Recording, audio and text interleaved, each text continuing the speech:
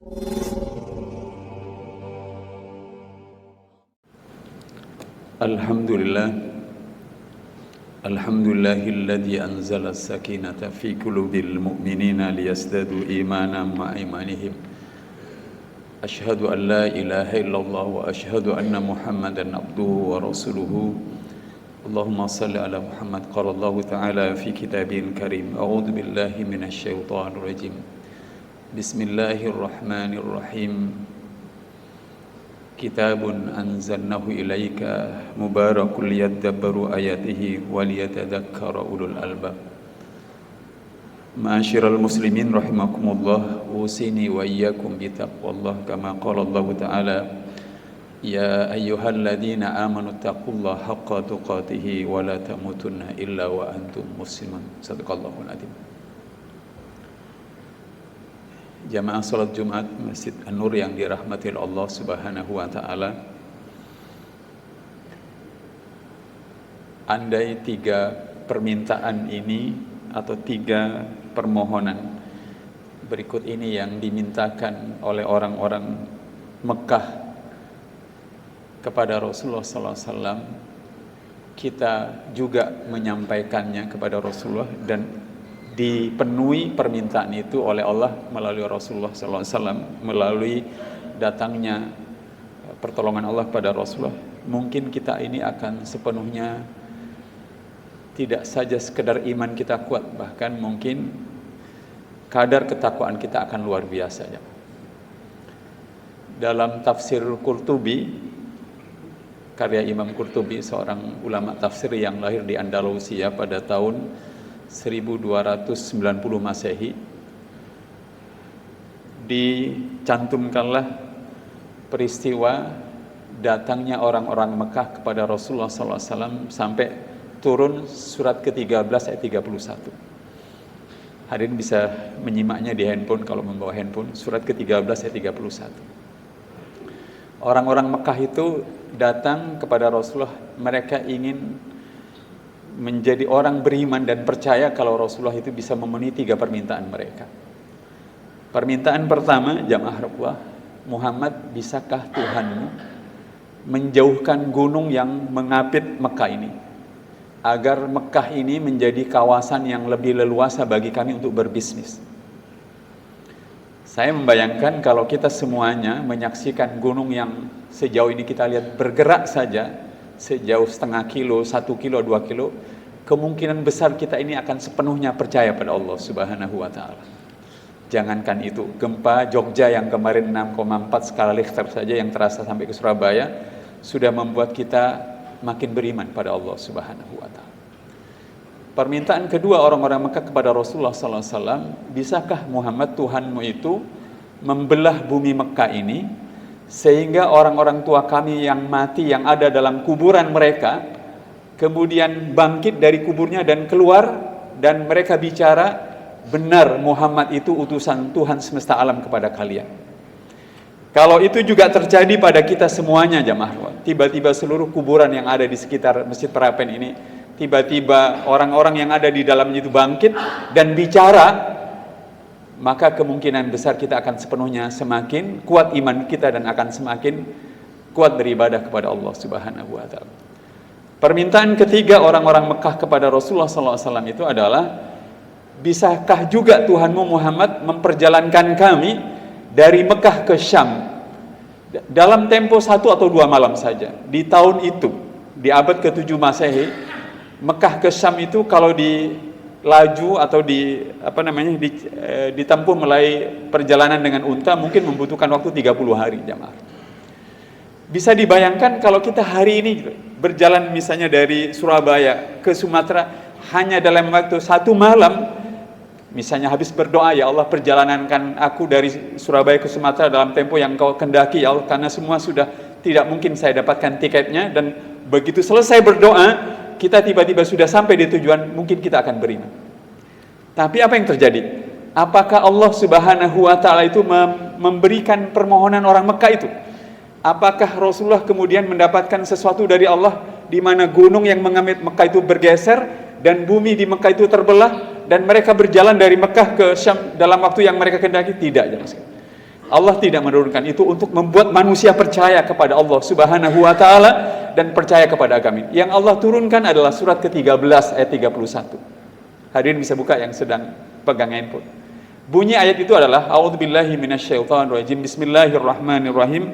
Walau anna Qur'anan suyirat bihil jibalu au qutti'at bihil ardu au kullima bihil mauta ila akhir ayat. Kalau seandainya ada sebuah kitab suci yang bisa menggerakkan gunung, bayangkan kitab suci bisa menggerakkan gunung, membelah bumi kata Allah, dan membuat yang mati bisa berbicara, maka kitab suci itu adalah Al-Quranul Karim. Kita semuanya baru saja membaca surat Kahfi kalau hari Jumat jamaah sekalian, dan surat Al-Quran ini baru sering kita baca setiap hari. Tetapi pertanyaannya adalah, apakah kita merasakan kekuatan dahsyat yang luar biasa yang Allah sebut dalam ayat itu, surat ke-13 ayat 31, dahsyatnya Al-Quran itu melebihi kekuatan yang menggerakkan gunung, membelah bumi, dan membuat yang mati bisa berbicara. Seorang ulama tafsir dari Mesir, Said Qutb, dalam kitab tafsirnya Fi Dhilalil Quran, mengomentari tentang ayat ini, sebagaimana Profesor Dr. Hamka juga mengomentari hal yang sama dalam tafsir Al-Azhar surat 13 ayat 31 ini. Said Qutb bilang begini, Allah akan memberikan kekuatan, sekali lagi saya ulangi, Allah akan memberikan kekuatan yang lebih besar, bahkan beliau menggunakan kata lebih besar, lebih dahsyat daripada sekedar kekuatan yang menggerakkan gunung, membelah bumi, dan membuat yang mati bisa berbicara, kalau orang itu menerima Al-Quran dan orang membentuk dirinya dengan Al-Quranul Karim.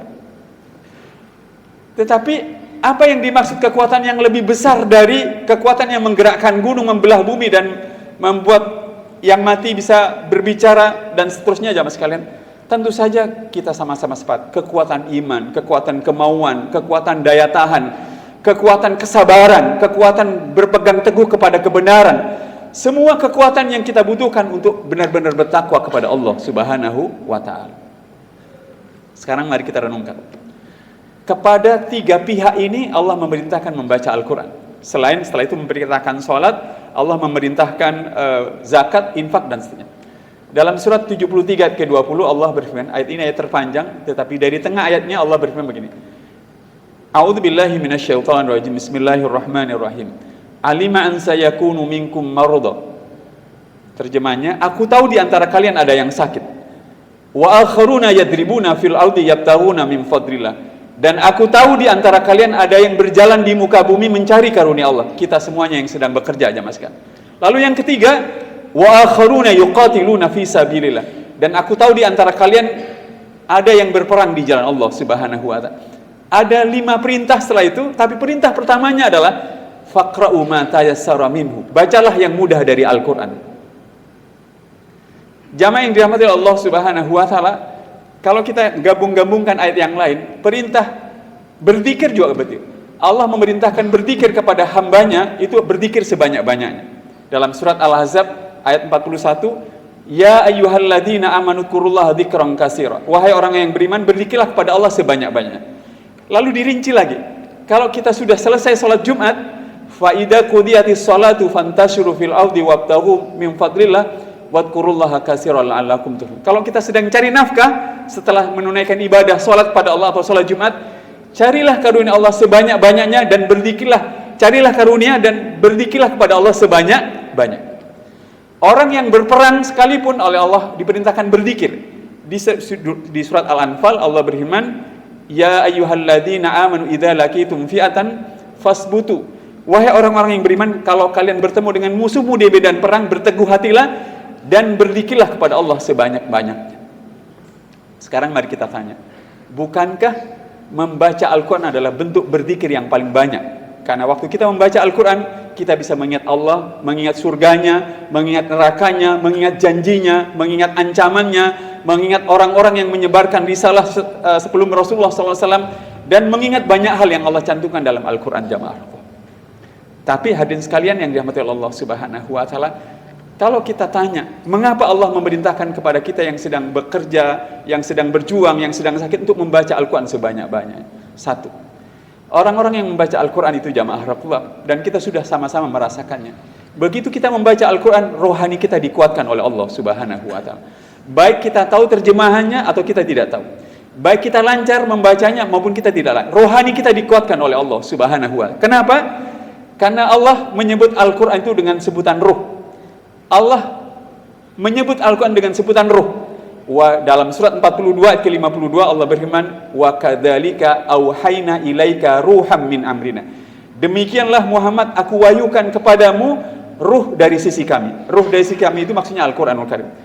Jadi kalau kita yang sedang bekerja ini, rohani kita capek, lelah, putus asa, peluang untuk berhasil sudah kecil, ditikam, dikhianati, tidak dijujuri oleh teman jamaah sekalian, kemudian tidak dihargai orang dan segala macam. Kata Profesor Dr. Hamka, rohani manusia yang seperti ini, rohani sudah mati. Kalau handphone, rohani seperti ini, handphonenya sudah tinggal, baterainya sudah tinggal 1%. Kalau baterai handphone tinggal 1%, yang paling masuk akal, handphone itu harus segera disambungkan ke sumber listrik agar lebih kuat dan bertenaga. Pertanyaannya adalah, sebagai orang yang sehari-hari kita harus mencari nafkah buat anak dan istri kita, pada saat mencari nafkah kita capek, lelah, putus asa, merasa ditinggal oleh teman, dikhianati banyak orang, tiba-tiba kita pesimis sementara kewajiban mencari nafkah harus dijalankan. Kemana kita akan memperkuat rohani kita? Pada saat yang sama kita disuruh bertakwa kepada Allah Subhanahu wa Ta'ala, mencari rezeki harus bertakwa, berhubungan dengan semua orang harus bertakwa. Kemana rohani ini harus dikuatkan jamaah sekalian? Satu-satunya jalan Allah mengatakan, faqra'u ma tayassara minhu. Bacalah yang mudah dari Al-Quran, bacalah Al-Quranul Karim. Karena dengan begitu rohani itu akan dikuatkan oleh Allah Subhanahu wa Ta'ala. Tidaklah kebetulan kalau 3 pahlawan kita dalam sejarah Indonesia, 3-tiganya adalah orang yang rajin membaca Al-Quran. Satu, Haji Omar Said Sokro Aminoto. Beliau pada tahun 1931 sakit. Pada saat sakit itu sedang tertidur di malam hari, tiba-tiba mengigau dan mengagetkan orang yang menjaganya. Karena tiba-tiba dia bertakbir 3 kali, Allahu Akbar, Allahu Akbar, Allahu Akbar, dan membaca Al-Quran dengan sangat fasih dalam keadaan tertidur. Anggota keluarganya yang menjaganya langsung membangunkannya dan bertanya, ada apa? Kenapa bertakbir? Kata Cokro Aminoto, ada tamu. Kata keluarganya lagi, loh siapa yang datang? Yang datang Rasulullah SAW. Kenapa Cokro Aminoto itu sampai terbiasa membaca Al-Quran sehingga kebawa-bawa dalam mimpinya? Perlu diketahui jamaah rakullah, beliau pada saat memimpin organisasi Syarikat Islam, jumlah anggota Syarikat Islam waktu itu tahun 30-an berjumlah 3 juta manusia, pada saat penduduk Nusantara menjelang 70 juta.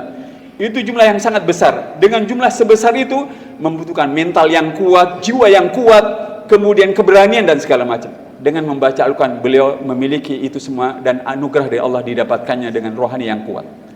Pahlawan nasional kita yang kedua yang juga memiliki kebiasaan membaca Al-Quran yang luar biasa adalah Kiai Haji Hashim Asy'ari. Kalau sedang imami sholat subuh di pesantren Tebuireng, beliau terbiasa membaca 2 juz untuk 1 juz untuk 2 rakaat sholat subuh. Sekali lagi, 1 juz untuk 2 rakaat sholat subuh. Tapi pertanyaannya, kenapa beliau terbiasa sebanyak itu?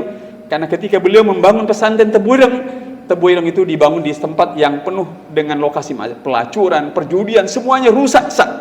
Dengan berbekal kebiasaan membaca Al-Quran, maka rohani jiwa beliau sangat dikuatkan oleh Allah. Dan perlu diketahui, beliau membangun pesantren itu di usia 28 tahun jamaah Allah. Dengan jiwa yang sangat terhubung dengan Allah, karena selalu membaca Al-Quran, rohani beliau dikuatkan oleh Allah Subhanahu wa Ta'ala. Pahlawan nasional kita yang ketiga adalah Profesor Dr. Hamka. Ketika dipenjara 2 tahun 4 bulan di zaman Presiden pertama, Soekarno, beliau dipenjara 2 tahun 4 bulan, tetapi selama 2 tahun 4 bulan, beliau menghatamkan Al-Quran 150 kali dan menulis tafsir Al-Azhar 28 juz. 28 juz kata beliau, kalau saya tidak dipenjara butuh 20 tahun, beruntung saya dipenjara butuh 2 tahun. Tetapi 150 kali menghatamkan akan membuat kita belajar bahwa kalau orang menghadapi tekanan, stres, ketakutan, khawatir, ragu-ragu, tidak berani menghadapi seluruh tantangan kehidupan, merasa berat memikul beban, sementara kita harus bertakwa kepada Allah Subhanahu wa Ta'ala, harus kuat komitmen kita, hubungkanlah rohani kita yang tidak ada apa-apanya itu kepada pemilik segala-galanya, Allah Subhanahu wa Ta'ala. Dan Allah akan menguatkan rohani kita, Allah akan menguatkan iman kita, Allah angkat kemauan kita, Allah akan angkat optimisme kita, Allah akan beranikan kita menghadapi semua hal dalam kehidupan ini. Allah sabarkan kita, tetapi pada saat yang lain Allah akan membuat kita memiliki kendali dan kontrol diri yang bagus. Sekaligus kita akan mudah bertakwa kepada Allah Subhanahu wa Ta'ala. Jamaah, mudah-mudahan di tengah-tengah kesibukan kita bekerja dan kita sholat Jumat bersama-sama, saya mengingatkan pada saya sendiri dan kita semuanya untuk rajin membaca Al-Quran di tengah-tengah kesibukan. Mudah-mudahan rohani kita dikuatkan oleh Allah Subhanahu wa. Bukankah aplikasinya pun ada di handphone kita masing-masing jamaah? Janganlah disia-siakan kesempatan itu. Mudah-mudahan kita membaca Al-Quran sebanyak-banyaknya. Tetapi jamaah, yang paling penting, Al-Quran bukan untuk dibaca saja, tetapi kita menjalani hidup, memandu hidup dengan Al-Quranul Karim. Mudah-mudahan dengan begitu kita akan selalu bertakwa kepada Allah Subhanahu wa taala, dan mudah-mudahan dengan semakin bertakwa kepada Allah, hidup kita akan dimudahkan oleh Allah Subhanahu wa taala. A'udzu billahi minasyaitonir rajim. Bismillahirrahmanirrahim. Wal 'asri innal insana lafi khusr illa alladziina aamanu wa 'amilus solihati wa tawashaw bil haqqi wa tawashaw bis sabr. Barakallahu li wa lakum wa nafa'ani wa iyyakum bima fihi minal ayati wa dzikril hakim. Wa taqabbala minni wa minkum tilawatahu innahu huwas samiul alim. Alhamdulillahilladzi hadana li hadza wa ma kunna linahtadiya laula an hadana Allah. Asyhadu an la ilaha illallah wa asyhadu anna Muhammadan abduhu wa rasuluhu. Allahumma shalli ala Muhammad wa ala ali Muhammad. Qala Allah ta'ala fi kitabil karim. A'udzu billahi minasyaitonir rajim. Bismillahirrahmanirrahim. Ya ayyuhalladzina amanu taqullaha wal tanzur nafsum ma qaddamat lighad wattaqullaha innallaha khabirum bima ta'malun. Wa qala Allah ta'ala innallaha ma'al ladzina taqaw wal ladzina hum muhsinun. Wa qala innallaha wa malaikatahu yusalluna 'alan nabi ya ayyuhalladzina amanu shallu 'alaihi wa sallimu taslima. Jamaah, mari kita berdoa pada khutbah yang kedua. Mudah-mudahan kita selalu diberikan kemampuan untuk selalu bertakwa kepada Allah Subhanahu wa taala. Mudah-mudahan kita selalu diberi rezeki oleh Allah untuk membaca Al-Quran sebanyak-banyaknya, dan mudah-mudahan dengan semua wasilah itu yang Allah berikan kepada kita, mudah-mudahan kita bisa menjalani hidup ini dengan sebaik-baiknya, dan Allah memuliakan kita dengan akhir kehidupan yang husnul khotimah. A'udzu billahi minasyaitonir rajim. Bismillahirrahmanirrahim. Alhamdulillahi rabbil alamin. Allahumma salli ala Muhammad wa ala ali Muhammad. Allahumma arhamna bil Qur'an waj'alhu lana imama wa nuran wa huda wa rahmah. Allahumma dhakkirna minhu ma nasina wa 'allimna minhu ma jahilna warzuqna tilawatahu ana al-laili wa atrafan nahar waj'alhu lana hujjatan ya rabbal alamin. Ya Allah, kasih sayangilah kami dengan Al-Quran yang kami imani, kami baca, kami pahami, dan kami laksanakan dalam hidup kami. Jadikan Al-Quran yang kami perlakukan seperti itu ya Allah, sebagai pemimpin hidup kami, penerang kegelapan hidup kami, penunjuk jalan kami, dan penyebab kami mendapatkan kasih sayang-Mu di dunia dan di akhirat nanti. Ingatkan kami dengan Al-Quran manakala kami melalaikannya. Ajarkanlah kami bagian demi bagiannya manakala kami tidak mengetahuinya ya Allah. Berilah kami kesempatan membacanya dengan penuh keimanan, dengan penuh pemahaman, dan untuk dilaksanakan dalam seluruh hari-hari kehidupan yang Kau takdirkan bagi kami. Jadikan Al-Quran yang kami perlakukan seperti itu ya Allah, sebagai pembela kami kelak di hari perhitungan-Mu ya Allah. Ya Allah, karuniakan kepada kami seluruhnya kesanggupannya untuk bertakwa kepadamu dengan sebenar-benar takwa ya Allah. Oleh karenanya sucikan dan bersihkan diri kami. Hanya Engkaulah yang bisa menyucikan dan membersihkannya. Engkaulah pemilik dan pelindungnya ya Allah. Ya Allah, ampunilah dosa-dosa kami, ampunilah dosa ayah dan ibu kami ya Allah. Kasih sayangilah mereka sebagaimana mereka mengasihi dan membesarkan kami sejak kecil. Berikanlah maghfirah-Mu ya Allah kepada segenap saudara kami seiman yang masih ada bersama kami atau yang telah mendahului kami menghadap kehadirat-Mu. Ya Allah, siapapun yang bermaksud untuk melemahkan agama-Mu, menodai agama-Mu, maka lemahkanlah mereka. Dan siapapun yang bermaksud untuk terus berjuang meninggikan kalimat-Mu, menolong agama-Mu, berikanlah pertolongan-Mu kepada mereka ya Allah. Rabbana afrigh alaina sabra wa tawaffana muslimin. Ya Allah, berikan kepada kami kesabaran untuk mengabdikan hidup kami sepenuhnya kepada Engkau ya Allah. Wafatkan kami kelak dalam keadaan husnul khatimah. Rabbana atina fid dunya hasanah wa fil akhirati hasanah wa qina adzabannar wa qina adzabannar wa qina adzabannar. Subhana rabbika rabbil izzati amma yasifun wa salamun alal mursalin walhamdulillahi rabbil alamin. Ibadallah, innallaha ya'muru bil adli wal ihsan wa ita'i dzil qurba wa yanha 'anil fahsya'i wal munkar wal baghi ya'idzukum la'allakum tadhakkarun. Fadhkurullaha yadhkurukum washkuru 'ala yazidkum wa la dzikrullahi akbar.